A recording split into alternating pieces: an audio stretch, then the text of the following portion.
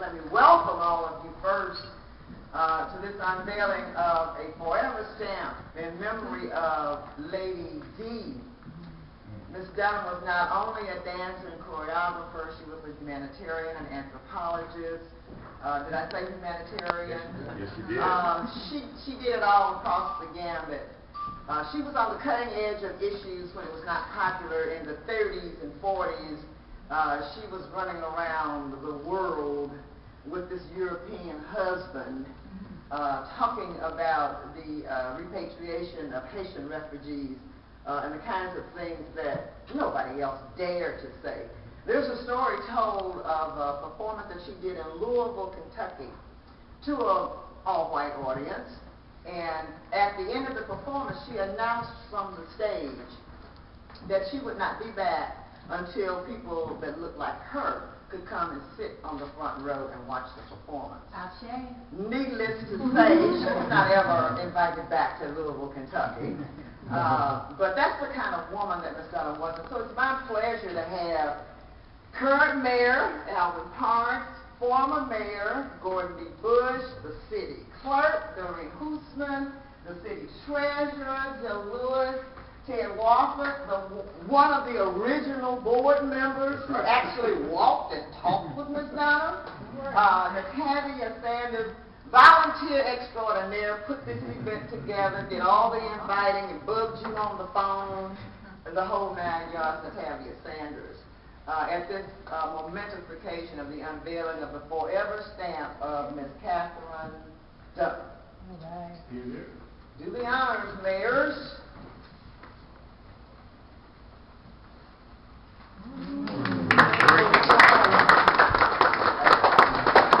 Thank you so much, Laverne Backstrom. With your leadership of this Katherine Dunham board, the board continues to move the Katherine Dunham name forward, continues to move the museum forward. We thank the staff for continuing to make things happen around here. But today we are here to pay homage to Katherine Dunham. And Laverne, you've done such a masterful job explaining just a few of the reasons that Katherine Dunham is being named as a forever stamped face holder. It is just wonderful to see this happening. It's wonderful when you can see people who have put so much into society with all the things that she mentioned, the humanitarian aspect, the outstanding choreography aspect, the creative artistry that she's put forth. One more word I want to put out there, and that's called philanthropy, which she's done not just from money, not just from her dancing, but just from the mere presence of saying, this is what we expect. And with that said, there's someone here who understands even more of what she's done with regard to that philanthropy, because he was the mayor at the time that one of the most philanthropic kinds of gestures was put out there. It made East St. Louis and it made the world understand how great and magnificent a woman was in Katherine Dunham. I'd like to defer at this time to our former mayor, Gordon B. Bush, who can tell you a lot more about the fast and about the efforts that were made with Katherine Dunham to make sure that the world understood Haiti deserves a certain place on the earth and a certain form of decency. Mayor Bush, can you tell us a little bit more about that? Yes, sir. Brother Mayor and all our guests here, and on behalf of our president of the board and other board members who are not present, I'm honored to serve on the board. We're very honored to serve on this august board. And Brother Mayor, there are a number of things that come to mind about Miss Dunham when I was mayor. I was at City Hall one day, a long day, kind of tired, ready to go home. Charles Roy was down there, and we were talking about things, and all of a sudden, Representative Young, and many of you know Representative Young, remember her. She came and she said, I'm here to represent Mrs. Dunham.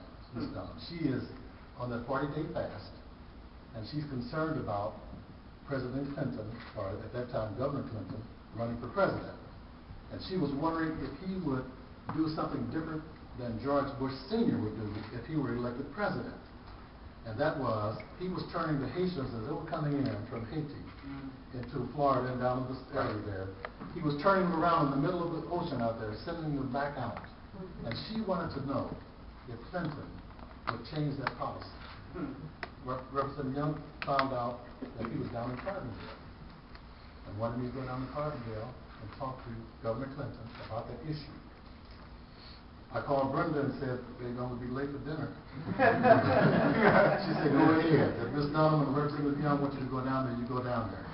So Charles Rowan, Representative Young, and I, we got pictures of this, went down, and President Clinton, long story short, he came over when I came in, and Rodney Slater at that time was his, over the Highway Department in Arkansas, later became Secretary of Transportation. He came over and said, Mayor Bush, we can't get one major politician in the state of Illinois, from the mayor in Chicago all the way down to Carbondale. We cannot get one mayor, even Mayor Daley. No one in St. Clair County will endorse Bill Clinton because they say you can't win because Jennifer Flowers and some of you remember all of that. Say he'll never win. So he came over to me and he said, I need you to endorse me tonight. I need you to endorse me for President of the United States tonight. I thought about it, I said, oh Lord. And then he put his hands on my shoulders and he said, Mayor Bush, I want you to endorse me for President of the United States tonight. And I did that too. I did, And he called me up on the podium and he had about 2,500 people there, students. And he said, that's why he's down in Carbondale. He can't, nobody wants to be St. Louis, Chicago, they want, he's down in Carbondale running for president. Take it in traction. I made a speech for him. And after that speech, it was a standing ovation. He said, got an endorsement, and he grabbed me and said, Mayor Bush, I'll never, ever forget you. Like, you're the first major politician in the state of Illinois to endorse me. I remember that. And he didn't. You remember that? He never forgot us. He came in with a $100 million empowerment zone. He helped us start this new project down the street here that was connecting 15th Street in and all that. He just helped us immensely. And this was at the request of Mrs. Dunham. And I came back that next day and I told her that he will, and she was just cheering for joy. And this will not be turned back into the ocean. And then, so that's the long story short. But we brought Minister Farrakhan here. We brought the first African American Senator Carol Mosley Braun here. We brought the President Aristide here. We brought a number of other superstars here when she was on that 40-day fast. Yes. And Dick Gregory, that's right, had international attention.